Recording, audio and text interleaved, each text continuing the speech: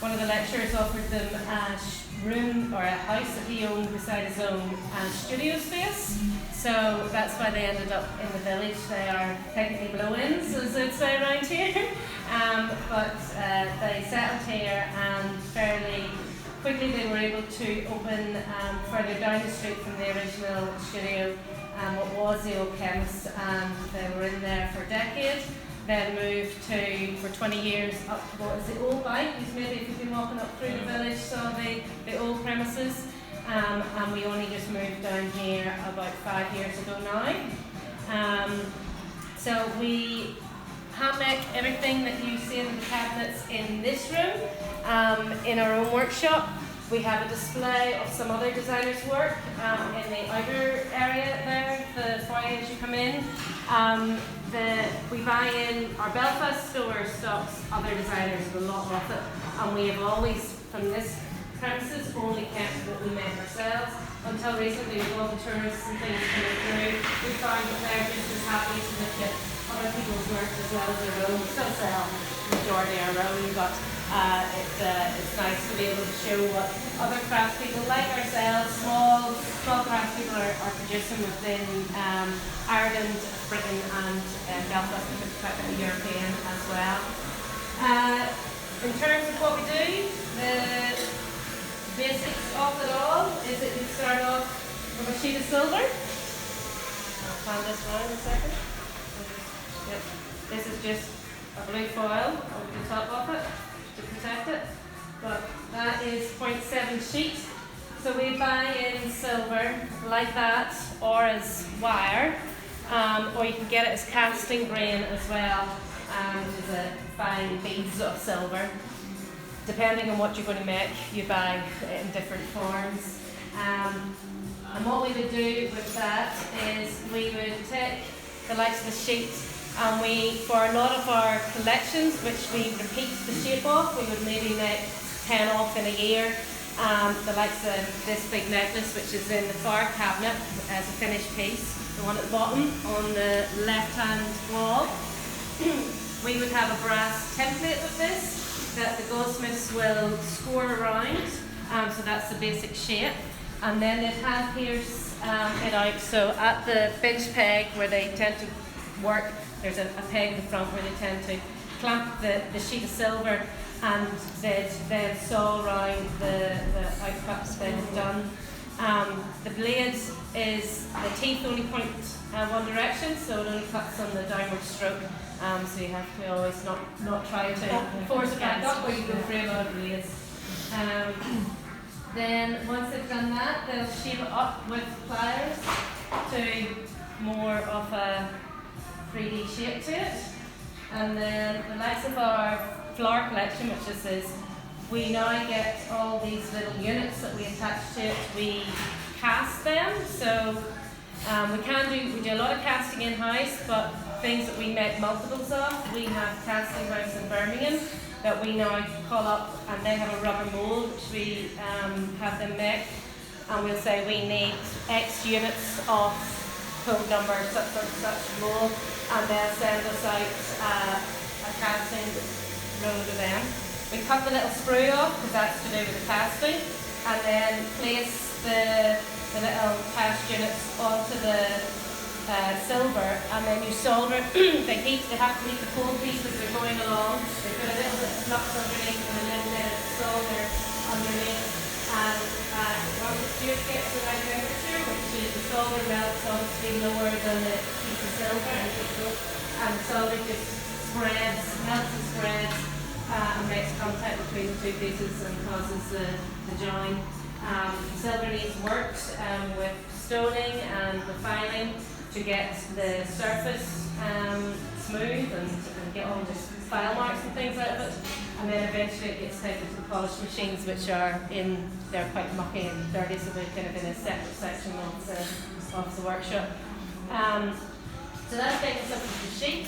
A lot of what we do is bespoke work that is made either customer brings diamonds and heirlooms that they have received, we actually redesign and make new pieces from them, or we bespoke design right from scratch, supplying everything works either way.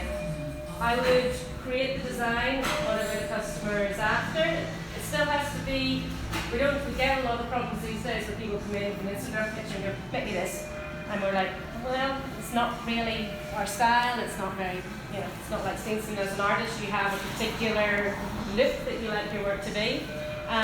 But yes, when a customer comes to you, work out what they're after and hopefully design something that they really like.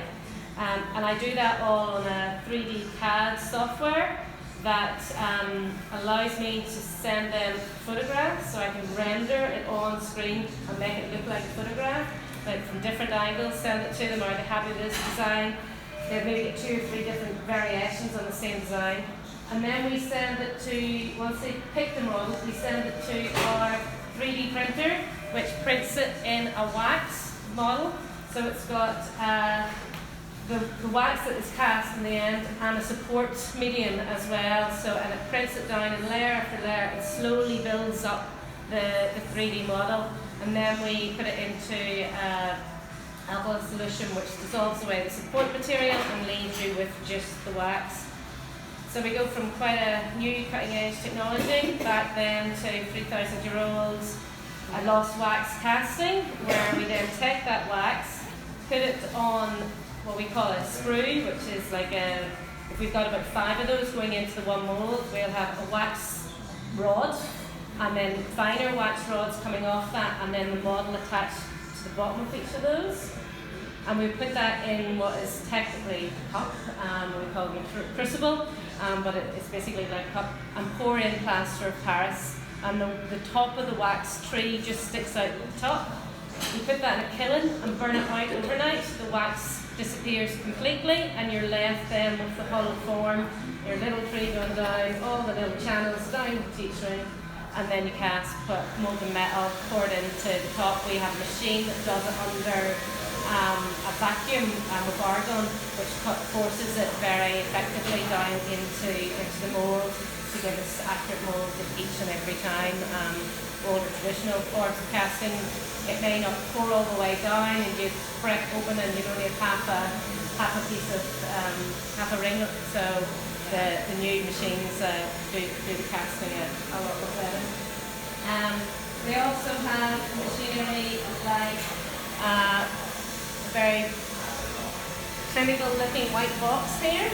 Is a laser engraver with a cutter. So the likes of this collection here, this piece here with the windswept fairy tree and the rolling hills. That started off as a plain piece of silver with the lines lasered into it. So I've drawn that, just the lines on again, a Corel Draw software, and then the laser machine does that, which means that each and every time we produce that pendant, it's exactly as it should be. And then the guys obviously put much more handmade touches to it, all the detail.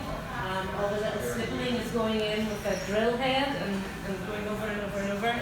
There's lots of different textures they put on it to then create the final piece. So that's how we work. That's the way we can ensure that when we put a piece up on a website, that when it arrives at the customer's door, they can't go, well, the hill's a lot bigger in that one than the one I saw on the website. At least with the lasering, we know that they're all coming out a lot more accurately.